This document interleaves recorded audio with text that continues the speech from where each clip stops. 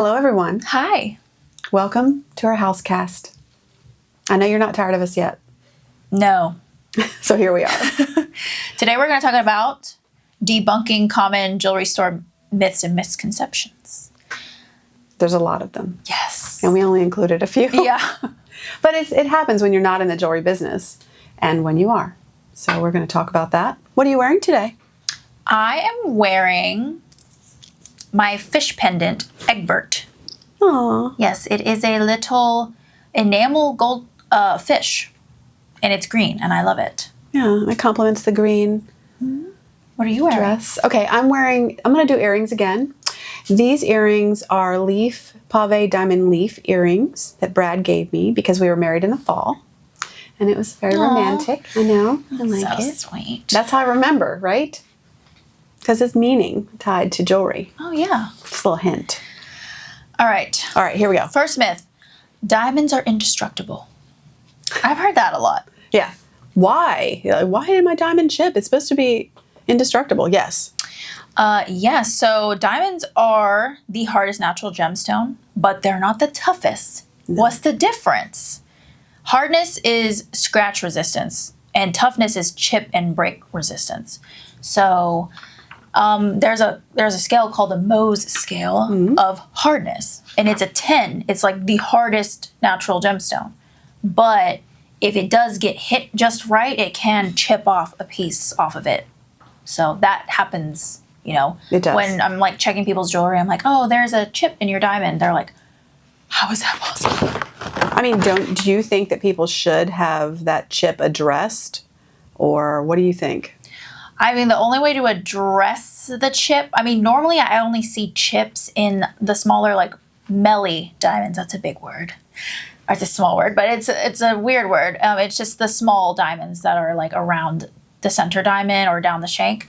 So normally I see the chips in there. Mm-hmm. And that we can just replace. Because when it's chipped, it looks really dull. Like the diamond looks like a little piece of salt or something. Oh, you're talking about for the melly, the smaller. Yeah. Yeah. I mean, if the main diamond is chipped, I don't know. What is your take on that? Well, I mean, my mother had a diamond that was chipped, and for years she didn't do anything about it. I mean, to do it, you do have to polish it. Sometimes you have to recut. Mm-hmm. You are going to lose a little bit of weight. It just depends on where the chip is. Sometimes you can hide it under a prong, but really, it just depends. I would address it if it's going to be a further issue, but definitely keep that in mind. I mean, diamonds are durable. That's why they're good for every day, but if hit in the right spot, can be. So no gardening or working out with weights. We talked about this last time, but I'm not going to lecture, just going to say.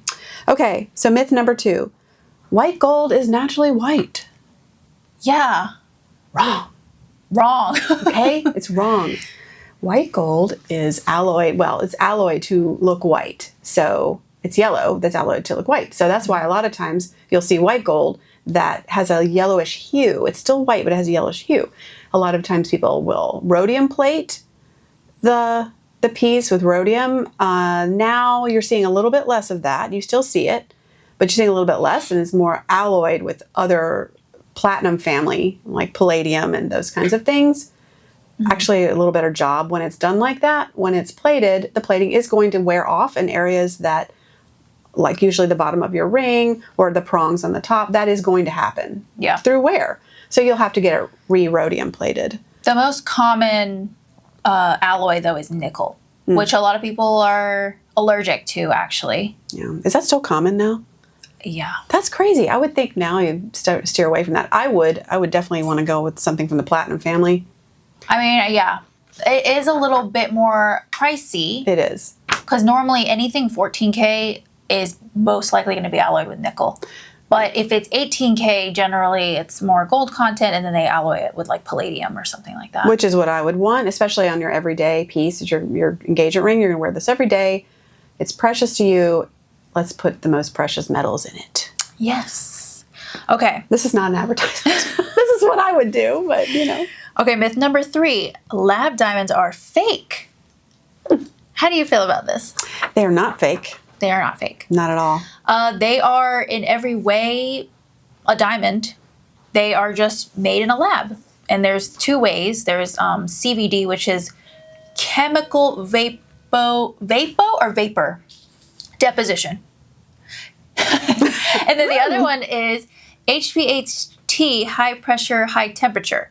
So there's two different ways to make it, either chemically or with pressure and the temperature, which pressure and temperature is how a natural diamond is made in the earth. Like a lot of pressure and high heat. So either way, though, they are diamonds. Yes.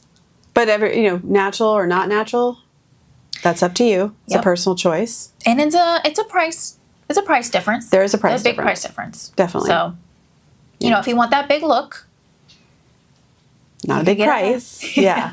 You could get a lab diamond. Right. But it will be made in a laboratory, not in the ground. A laboratory. Laboratory.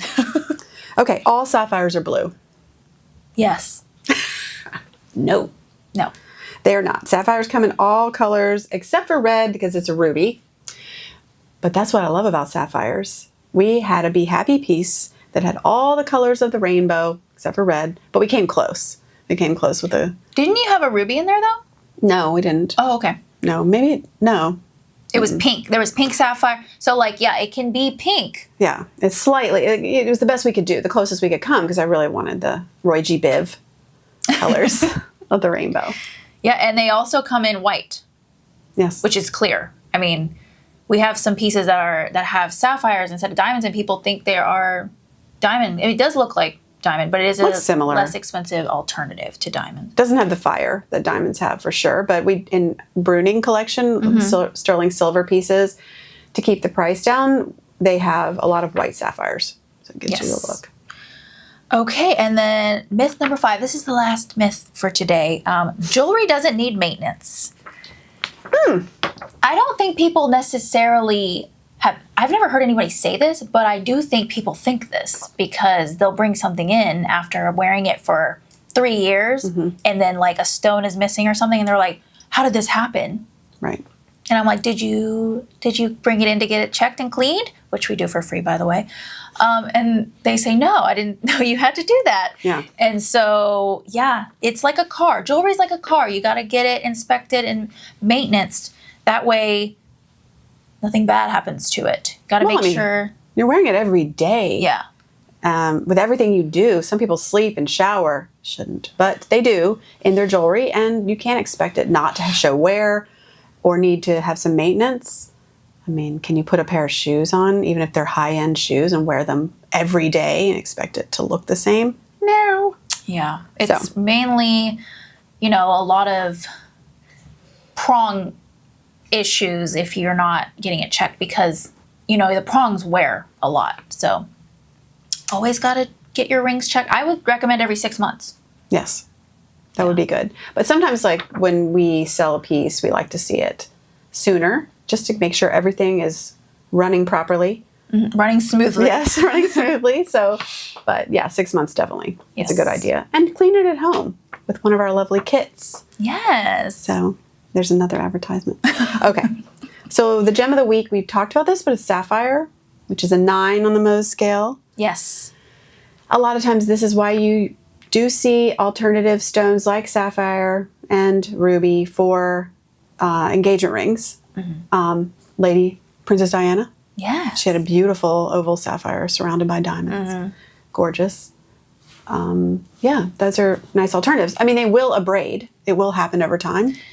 Yes. But it's pretty durable. Yeah. Yeah. I've seen accents with the sapphires or rubies, and that I prefer that over the main stone being the...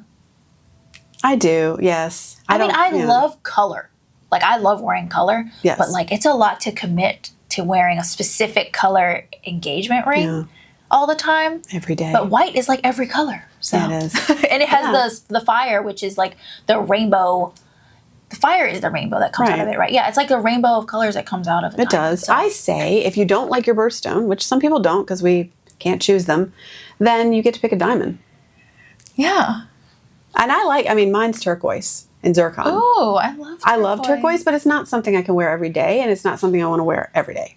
It's very summery.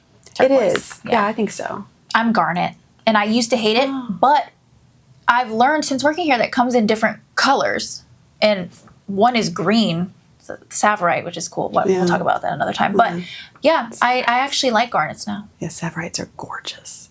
I mean, I've seen, some beautiful. Don't give it rhodolite away. That could be a garnets. gemstone Okay, for another time. Sorry. Okay. So, anything else we need to tell these people? Tune in next time. I know. We've got more to tell you. Yes. Bye. Bye. Well, that was like nice and quick and concise. That felt very